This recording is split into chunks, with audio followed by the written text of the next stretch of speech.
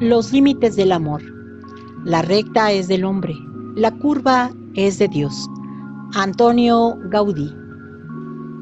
Muchos años fingí ser feliz. Durante mucho tiempo demostré ante los demás que no me dolía nada.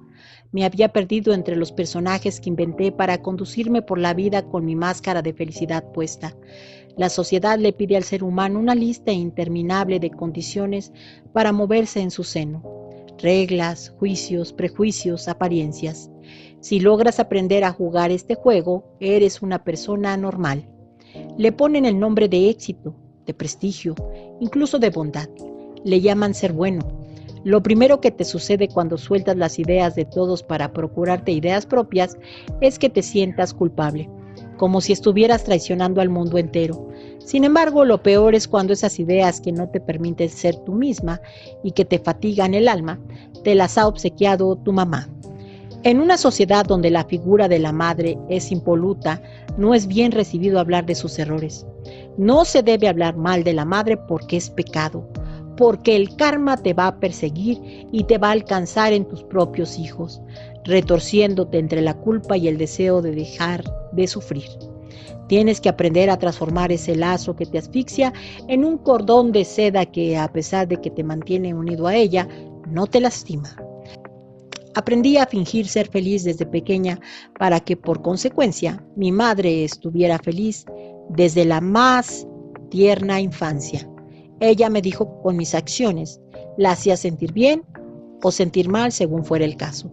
Si hacía lo que ella deseaba, su sonrisa permanecía en el rostro. Sin embargo, si realizaba algo osado, acto distinto a los permitidos por ella, su semblante se ponía triste, me dejaba de hablar y me ignoraba. Aprendí desde muy pequeña a complacerla y a velar por su felicidad.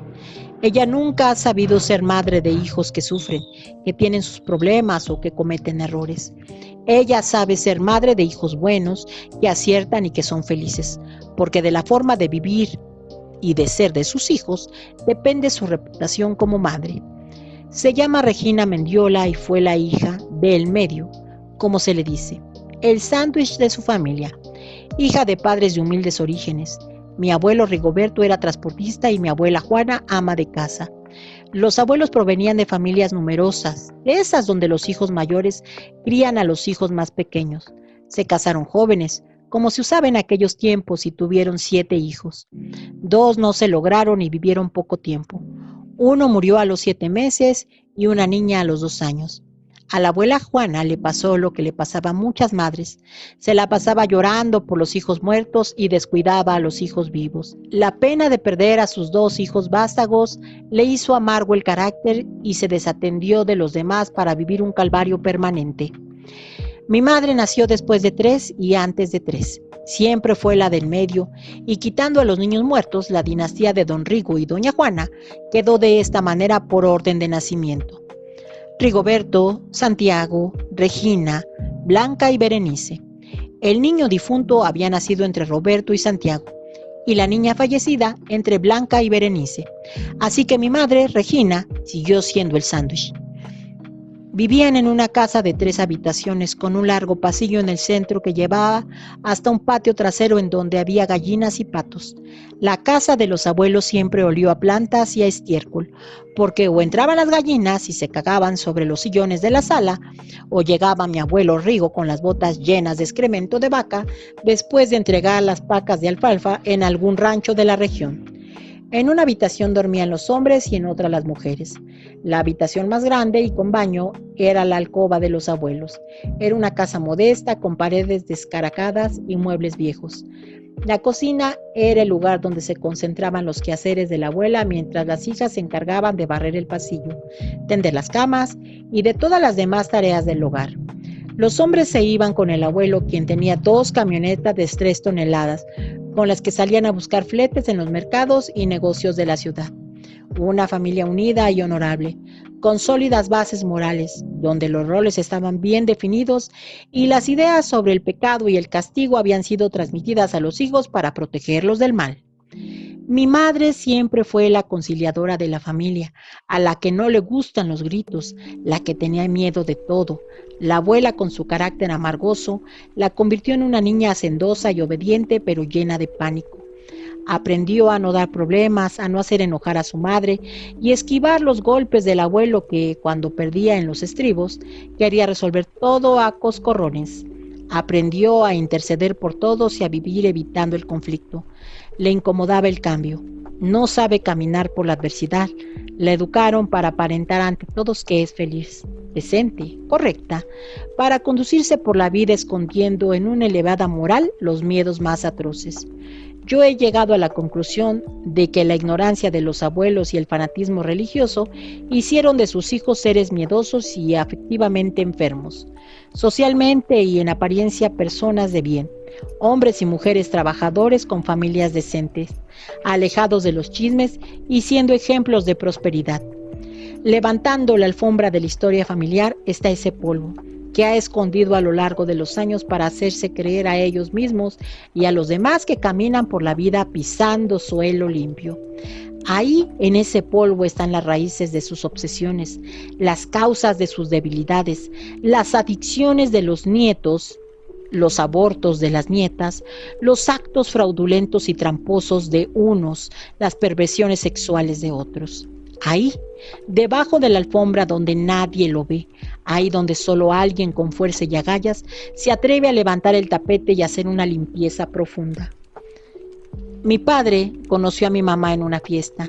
La abuela Juana les permitió a las 3 hermanas que asistieran a los 15 años de la hija de una de sus comadres. Enfundadas en la moda de los años 60, las 3 hermanas con peinados de salón se dirigieron a disfrutar decentemente de una amena reunión. Al verla tan modosita y bien portada, mi papá de inmediato pensó que se había topado por fin con la virgen anhelada e inmaculada que le había dicho la sociedad que buscara. Se hicieron novios y al cumplir el año de noviazgo, le pusieron fecha a la boda y se casaron. Ella tenía 21 años, él 22. Mi padre provenía de una familia de 4 hermanos varones que habían sido criados por una madre que enviudó a temprana edad. Una dinastía de hombres que admiraban el valor de la mujer emprendedora por haber tenido el ejemplo de una madre trabajadora y valiente en casa. Damián se llama mi papá y es un ser adorable. Lo amo con todo mi corazón. Damián y Regina se prometieron amor eterno y formaron una familia de 3 hijos. Mauricio el mayor, Susana la de en medio y Karina la menor. 2 años de diferencia nos separan a uno del otro. Yo, Susana, soy el sándwich, igual que mi mamá. La nuera y la suegra no congeniaron. Esos caracteres tan diferentes se rozaron y sacaron chispas. La abuela Macaria, tan relajada y empoderada, chocó con la fragilidad de mi madre, con su ser perfeccionista y rígido, lleno de miedo.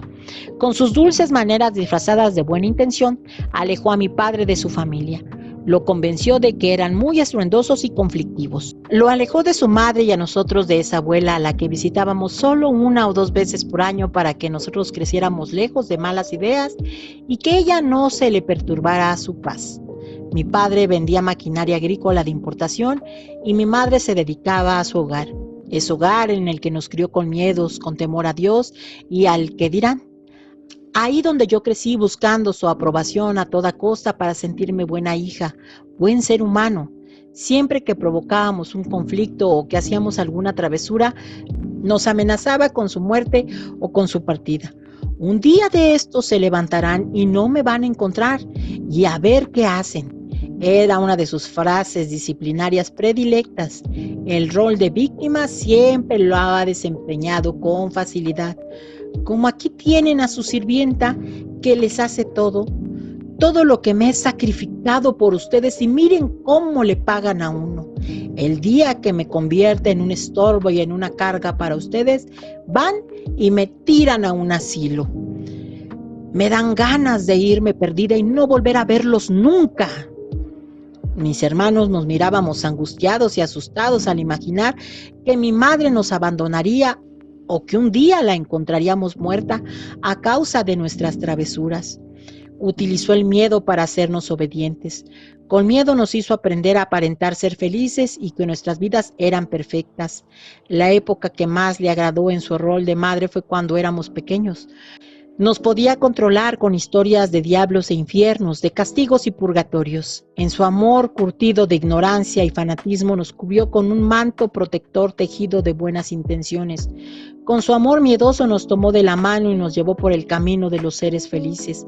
Que la gente no sepa que reprobaste esa materia, Mauricio. Van a pensar que eres un tonto. Le decía a mi hermano, a quien las matemáticas no se le daban. La ropa sucia se lava en casa. No le cuenten a nadie que andamos cortos de dinero. No tienen por qué saberlo. Deberían estar agradecidos de tener una madre como yo, y la mejor y más poderosa. Ahora que llegue su padre, van a ver.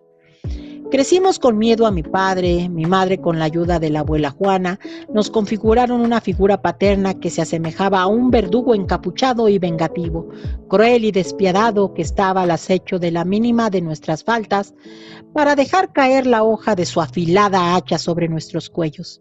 Más de una vez escuchamos a la abuela Juana decir que a los hijos y a los animales se les educa a golpes y presumía las tundas que les propinó a sus críos cuando eran pequeños. Así crecimos, meciéndonos entre los brazos de una madre miedosa, escrupulosa, prejuiciosa y víctima que nos alejó durante nuestra infancia de papá, diciéndonos que él venía cansado de trabajar y que no lo molestáramos. Nos comíamos la sopa sin chistar, hacíamos los deberes y nos encerrábamos en nuestras habitaciones para no hacer ruido, para no dar problemas, para no importunarlo. La conducta de mi madre ha sido un claroscuro. En su lado de luces se encuentra su cordura, su gentileza, su bondad, su orden, su armonía. En su zona oscura están sus miedos, su necesidad de control, su falsa tranquilidad, su dureza, su narcisismo. Mi hermano Mauricio creció y se fue lejos a estudiar ingeniería industrial. Mi madre le habla por teléfono cada 2 días de estar al pendiente de él. Yo siento a Mauricio incómodo con esa dinámica, pero no le digo nada. He llegado a un punto en mi vida en el que no me meto en la vida de otros para que no sientan con derecho alguno de meterse en la mía. Mi hermana Karina es diseñadora de modas y vive en Brasil con un profesor de yoga. Están asentados en Río de Janeiro, donde ella encontró un trabajo para una firma reconocida de ropa y su esposo de clases a señoras de un prestigioso club deportivo de esa ciudad. Karina es la preferida de mi madre. A veces pienso que mi hermana ha realizado sus ocultos y secretos anhelos de superación, esos anhelos que jamás compartió con nadie, que nunca expresó y que escondió detrás de un discurso amoroso y devoto hacia su rol de madre de tiempo completo.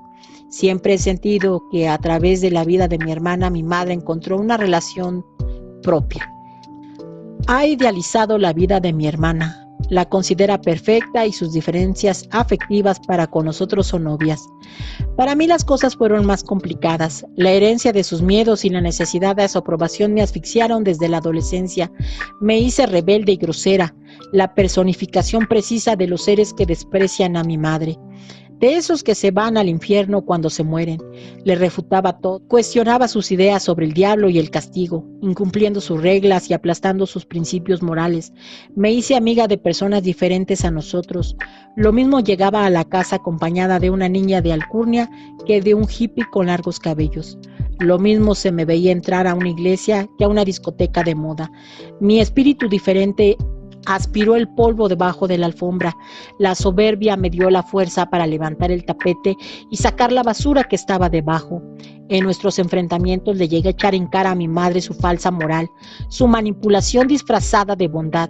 Para entonces mi mamá ya no podía ocultar el sol con un dedo y yo ya no me tragué el cuento de la familia perfecta. Me di cuenta de que sus hermanos eran ventajosos y abusivos. Supe que el tío Rigo había sido sorprendido robando en una bodega y que si no es por la intervención del abuelo, hubiera ido a parar a la cárcel.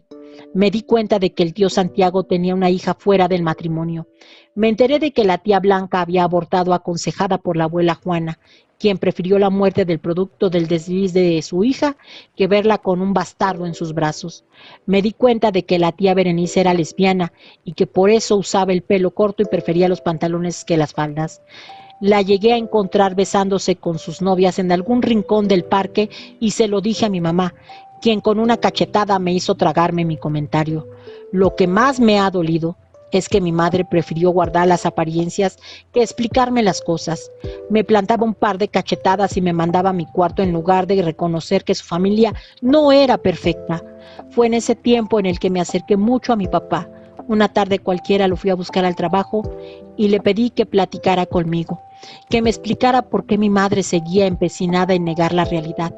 Estaba cansada de verla fingir que no pasaba nada, cuando estaba sucediendo todo.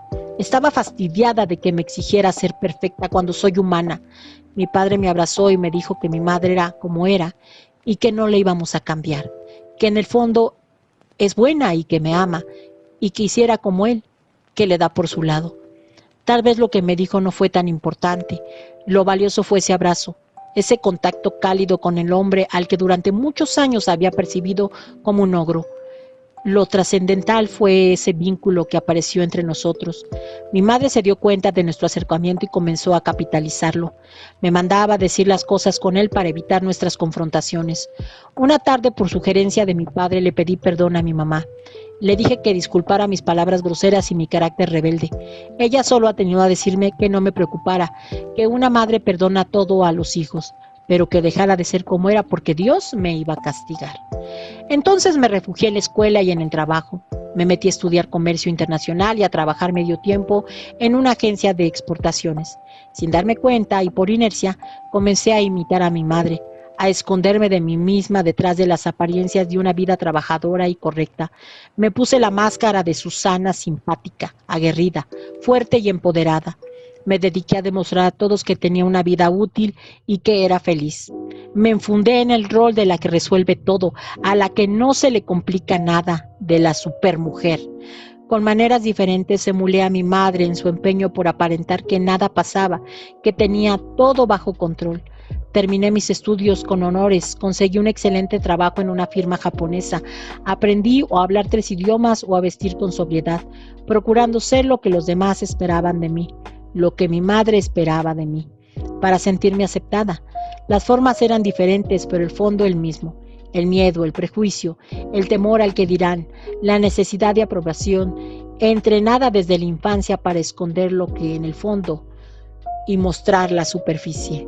Me descubrí un día siendo igual que mi madre. Nunca hablaba de la homosexualidad de mi hermano Mauricio, quien vive con su pareja a escondidas de mi madre, refundido en su closet lejano, para no matarla de un coraje. Solo contaba que era un ingeniero exitoso que radicaba en otra ciudad y que era muy guapo. Contaba a los demás que mi hermana Karina es una exitosa diseñadora y que vive en el extranjero, pero al igual que mi madre, evité mencionar que era amante de un hombre casado, que su profesor de yoga abandonó a su esposa y a sus 2 hijos para irse con ella, que mi hermana era la que mantenía a su hombre y que se hicieron adictos a la cocaína. De repente un día me descubrí con más forma que fondo. Me sentí vacía, sin sentido. Me miré al espejo y me encontré con mi mamá. Ese día me impuse el propósito de recuperar mi identidad. Me sentí fatigada de aparentar lo que no soy, de buscar lo que no quiero, de perseguir lo que me lastima.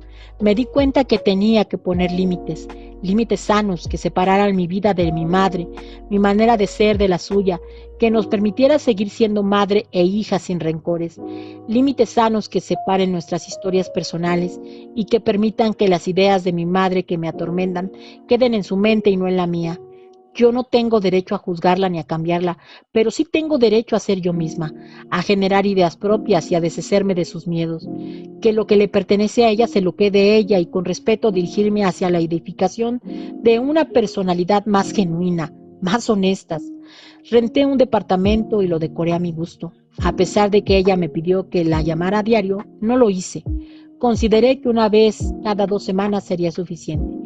Comencé a vestirme como yo quería, me relajé, solté el cuerpo y comencé a disfrutar más mi trabajo, a no sentir miedos ni prisas por llegar a no sé dónde. Concebí a un Dios amoroso y no justiciero. Fabriqué ensanamientos valientes y positivos que sustituyeron en mi mente las ideas escrupulosas de mi madre. Llevo 2 años de relación con Vicente, un compañero de trabajo. Él ha sido el primero en darse cuenta de mi cambio y le gusta. Dice que me he convertido en una Susana más entera, más auténtica. Cuando no se genera el cambio desde la voluntad bondadosa, la adversidad es la que la provoca. En el caso de mi madre así sucedió. Una tarde recibió una llamada telefónica desde Brasil en la que le informaron que encontraron muerta a mi hermana Karina en su casa. Una sobredosis acabó con la vida en apariencia exitosa y feliz. Mi madre no pudo esconder la tragedia a los demás, pues su caso apareció en internet en las páginas y circuló por las redes sociales. Mi padre se encargó de todos los trámites para regresar su cuerpo a México, porque mi madre sufrió una crisis nerviosa que la mandó al hospital. No pudo asistir al velorio de su hija. Cremamos el cuerpo de mi hermana y sus cenizas reposan en un cofre que se depositó en una capilla cercana a la casa. Apenas estaba recuperando mi madre de sus crisis y asimilando su duelo cuando se le apareció mi hermano con su pareja a la casa. La muerte de Karina le abrió los ojos a Mauricio. Se dio cuenta que negar la realidad es vivir una vida a medias y se armó de valor para asumir sus preferencias sexuales ante mis padres. Fue entonces cuando supe que Mauricio se había sincerado con mi papá hacía más de 5 años y que de manera respetuosa y amorosa él le dijo que era su decisión y era su vida personal, que siempre lo amaría, pero que no le comentara nada a mi madre para no ocasionarle una pena. Aquella petición solo retrasó el momento, pero no impidió que Mauricio se cansara de fingir ser alguien que no era. Para mí solo estaba ocurriendo lo consecuente, lo lógico. No se puede tapar el sol con un dedo, ni se puede vivir en el presente con ideas añejadas o podridas. No se puede vivir en depresión en nombre del amor. Recuperé mi autoestima amorosa y me desvinculé de mi madre con respeto y consciente de que su forma escrupulosa de amar lastima. Disolví sus ideas prejuiciosas y justicieras en el vaso del perdón. Me tomó mucho tiempo, pero estoy convencida de que un perdón demasiado rápido no alivia a nadie. Si uno se toma su tiempo y le pone decisión y empeño, el perdón se impone por sí mismo. Me parece que un perdón otorgado demasiado pronto a veces es percibido por quien lastima como una absolución y que si no se establecen límites sanos y respetuosos en el momento oportuno, eso se convierte en un juego perpetuo en el que uno daña y el otro perdona sin que ninguno aprenda algo positivo ni del dolor ni del agravio. Todos los seres humanos hemos lastimado a alguien en algún momento de nuestras vidas. De manera voluntaria o involuntaria, hemos hecho daño. Todos merecemos una oportunidad, pero también todos merecemos establecer límites sanos en nuestras relaciones afectivas y sobre todo con nuestra madre, quien por habernos dado la vida, a veces nos percibe como una extensión de ella misma y no como individuos autónomos y con existencia propia. Una madre no solo nos da la vida, nos inyecta sus ideas, nos transmite sus emociones, sus maneras de andar por la vida, y hay algunas que, como la mía, se niegan a aceptar a sus hijos viviendo vidas diferentes a las que ellas les enseñaron. Establecer límites con mi madre no significa dejar de amarla, solo busqué una relación más positiva con ella, una relación quizás con más distancia pero con menos rencor. La adversidad ha sido la mejor maestra para mi madre. Cuando el dolor fue insoportable, se preguntó a sí misma qué era lo que había hecho mal. Fue entonces cuando la vimos salir a la calle sin esconder sus tristezas, cuando la percibimos más honesta y sin aparentar. Hace 2 meses se presentó en mi departamento. No criticó mis muebles ni mi forma de vestir. Por el contrario, reconoció mi buen gusto y se sentó relajada en la sala. He venido a pedirte perdón, Susana, me dijo. Todo lo que ha pasado me ha hecho reaccionar. Quiero que perdones mi falta de cariño, mi forma tan seca de ser contigo. Quiero que me disculpes por compararte con tus hermanos, por dar más importancia a otras personas que a ti, por no confiar en tus capacidades, por pensar que eras tan fuerte que no necesitabas mis brazos, por mi falta de carácter y por transmitirte mis miedos, por juzgarte con dureza en tantas ocasiones, por no defenderte cuando debía hacerlo. Perdóname, hija. Me senté enfrente de ella y le di las gracias. Sentirla humana llenó de gratitud mi ser. Prefiero una madre sensible y humana que una madre impoluta. La abracé como nunca antes lo había hecho durante mis 34 años de vida. Perdonar a mamá fue un regalo que le hice a mi corazón, pero que mi madre reconociera sus faltas y me pidiera perdón fue una bendición para mi espíritu. Dicen que el amor de una madre no conoce los límites. A mí me gusta pensar que el amor de una madre es más saludable cuando los conoces. Esos límites configurados con amabilidad, con respeto, con gratitud, esos límites que con el paso de los años definen dónde termina la madre y dónde comienza el hijo, que los convierte en individuos independientes con existencias propias, unidos por un fino cordón espiritual y amoroso que es irrompible y eterno.